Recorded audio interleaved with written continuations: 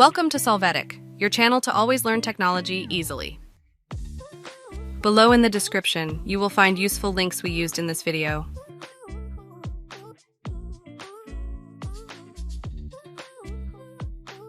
Today in Solvetic, we will see how to share PDF file via link. To start, you are going to open Google Drive. Once there, click New and select File Upload. Now select the desired PDF file and click Open. Wait for this file to be loaded.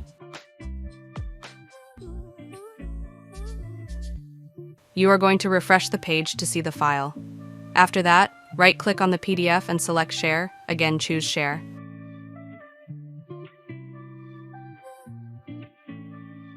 After that, in General Access, select the option for anyone with the link.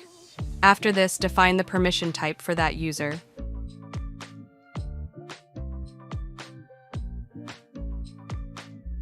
Once you have this, click on Copy Link to access it. Click on Done. You can paste that link in a tab to validate that it opens the PDF file. Hey, remember to subscribe Solvetic channel.